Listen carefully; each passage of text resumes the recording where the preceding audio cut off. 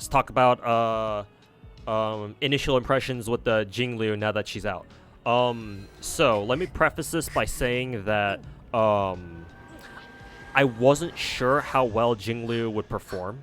Obviously, I'm sure there were plenty of people out there on the internet leading during the lead up to her release today, who are like, oh, Jingliu's gonna be really fucking good and shit like that. Like, they say for every single freaking character, well, except for like maybe Luocha or something. But yeah, anyways, side tangent. So yeah, me personally, I was worried about Jingliu's performance, because I remember back in like the first month of the game when I tried working on where's his ass, Yanqing. Because Yanqing, from like a kit perspective, other than obviously the difference in their paths, when I looked at Jingliu's stuff, I was like, wait a minute, this shit reminds me of Yanqing's kit. Because yeah, Yanqing has the exact same shit with his ultimate giving him like additional crit rate, I think. If I check his ability stuff here. Let's see, yeah, increases the crit rate by 60%, and then when his Soul Steel Sync, these words, is active, it also increases his crit damage by an extra 40%. So the fact that Jingliu's ultimate gives her, or maybe not her ultimate, was it her, I think it's her talent specifically, not really her ultimate. Let's see, yeah, it's not her ultimate, it's her talent specifically, yeah. Talent increases her crit rate by 47% when she enters her special state, blah, blah, blah. So yeah, that reminded me a lot of Yanqing. And then when I tried building Yanqing during like the first month of the game or so, I did not have a good time.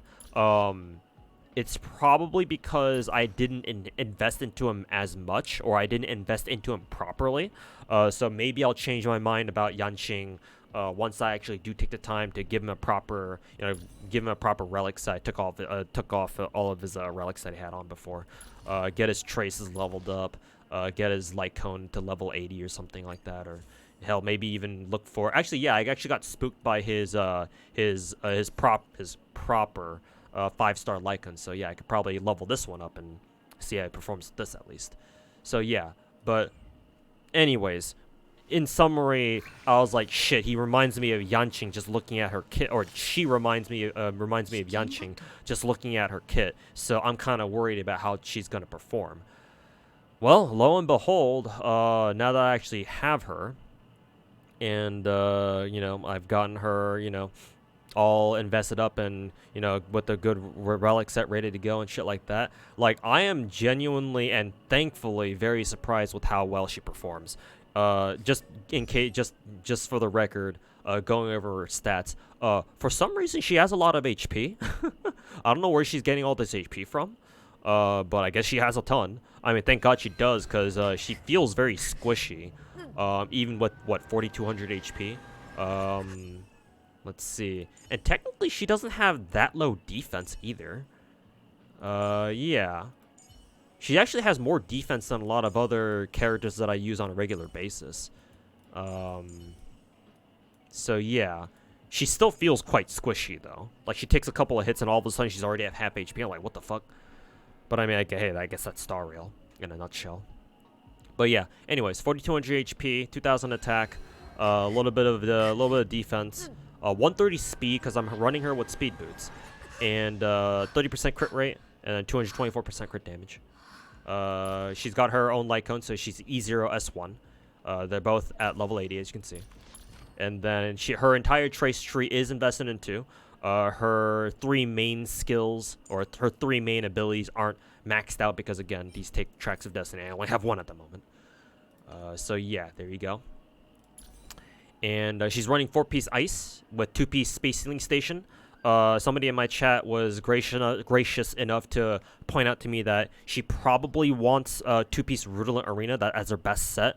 So I will probably take the time to look into potential Rutilant set or Rutilant Arena sets and see if I've got any for her. But yeah, I'll do that off stream because I just want this to be a quick video. And yeah, so for now she's running Space Ceiling Station, but I'll try to switch that over to 2-piece Rutilant Arena instead for the bonus skill damage. But yeah, let's see. But yeah, these are her stats for now, and then obviously I said she was already E0, and so yeah. In case you're wondering, she is running crit damage body. Originally, I was running her with crit rate body. Hey, Onova Star, thanks for the 42-month reset, man. Welcome back. Originally, I was running her with crit rate body, because when I looked at her crit rate, I was like, oh, that means, this means that, I can run her with crit rate, and, when she gets, the additional 50% crit rate from her enhanced state, she'll get guaranteed crits. But then when I switched her over to crit damage, when somebody in my chat was like, hey, you should try her with crit damage, I think she really needs it over crit rate. I was like, all right, bet. And turns out she still has like 81% crit rate. I mean, yeah, obviously she already has like what, about 30% crit rate there, because thankfully her crit rate body rolled once into crit or crit damage body rolled once into crit rate. All these crit rate and crit damage and crit this and crit that. So yeah. So thankfully she's getting a little bit from there. But yeah. With her talent that gives her 47% at level 8, and she's getting like a little bit of crit rate from somewhere else. I don't remember where. Maybe it was just because I was running her in Simulated Universe. That was the reason why. But yeah, she still maintains like high 70, like low 80% crit rate, and she gets up to like 260, 270% crit damage, which is insane. So yeah, she's quite nice. I'm very surprised with how good she feels to play. Two things mainly that really took me by surprise in a good way, obviously. The first is that Jingliu's skill does when she's in her enhanced state, her skill stops using skill points. And initially going into this patch, I was like, just going off for what I read from her, from her leaked kit, I was like, well, like, I didn't get the impression, maybe I just didn't read hard enough, but I didn't get the impression that her enhanced skill did not use skill points. I thought it still would. So I was like, well, shit, man. Like, if her enhanced skill still requires skill points, and like, that might, like, it better do a lot of damage. But no, turns out it doesn't, so that's really nice. That makes Jingliu, I believe, a net positive skill point generator. Because it feels like just from using her, she basically spends two turns enhanced and then 2 turns not enhanced. And when you factor in her ultimate, as long as you use her ultimate, if you can use her ultimate while she's in her enhanced state, that means that she gets another turn on her while she's enhanced. So net positive, like, even if it's only by a little bit, she's still a net positive skill point generator. So that's very nice. She reminds me of a lot of Blade in that sense, though obviously Blade is a lot simpler to use than Jingliu is. So yeah, that's the first thing. And the second thing is, when she enters her enhanced state, she gets her turn back immediately. I think in her skill it describes it specifically as it basically it English and stuttering. It advances her action forward by 100%. So she literally gets her turn back immediately as soon as she enters her special state or her enhanced state. That's super cool. And that reminds me of Selly, basically, after when Selly gets a kill, because when Selly gets a kill, she gets an extra turn immediately, no matter what. So yeah, like, in a lot of ways, who is it? Jingliu reminds me of basically a Destruction Ice Selly, kind of. Which I guess makes sense for me specifically because, Selly's one of my favorite characters in the game. Probably my best single target DPS, because technically Jingliu is, destruction and whatnot. So, but in any case, so is that all I wanted to say? Let me just finish out my point on her skill. So I think it's super cool that when she first enters her enhanced state, yeah, she just gets her turn back immediately. Like, I think that's super sick. And that really helps address her energy problems of that I had before, where just like who was it, Yanqing, both she and Yanqing both have 140 cost ults.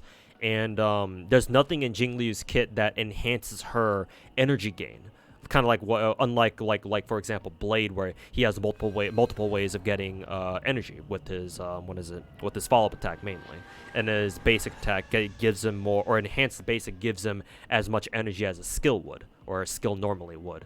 So yeah, the fact that Jingliu can do that, where she goes skill into power up into enhanced skill immediately like that, she gets a lot of energy that way, because 20, 30, so she's basically getting 50 energy from that. So yeah, really happy about that. It makes her gameplay feel a lot smoother than I had originally given it credit for going into this patch. And last thing, originally I thought, well, most DPSs in Star Rail usually take they don't usually take energy regen rope. They take something like, in case of Blade, because he scales off of HP, he usually wants HP rope. And most other DPSs, because they scale off attack, they usually want attack percent rope. That's usually how it's been. But honestly, I leveled up an energy regen rope for Jingliu because I thought I had an attack percent rope for her, but it turns out I didn't. So I was like, well, I have this, and it has crit rate, so I might as well see how it rolls. And obviously, you can tell it didn't roll very well, but it still has crit rate. And I gave it to her, and turns out she does really well with this, honestly. I think I'll still give her, since I said I would switch her over to a Ruler Arena set, I'll try to give her an attack percent rope and see how much more damage I can squeeze out of her with that. But honestly, running her with energy rope is not bad. It really isn't. So yeah, I would actually recommend you guys try out energy rope in case you like the idea of her being able to get her ult more quickly, more frequently, so that way she can stay in her she can stay in her enhanced state a little bit longer. Because remember, when she's in her enhanced state, when she uses her ult while she's enhanced, she gives herself an extra turn, or technically speaking, it's another stack of syzygy, I think it's called. Just like Genshin, the Spiral Abyss Genshin. Yeah, she gives her another stack where she can stay in her enhanced state. So yeah, I'm actually very happy with how Jingliu turned out. With all the things I already mentioned here for the past 10 or 20 minutes, or however long I've been gushing about Jingliu for. So yeah, very happy with her. Pleasantly surprised. Pleasantly, happy with her. So that's good. As she continues to have some, edgy episodes of her not being able to control her Mara, or whatever's happening here. Maybe she can't control her Mara. I don't know the lore of these characters. Anyways, that'll do it for me. Until next time. I mean, maybe I'll do a Jingliu video later, but we'll see.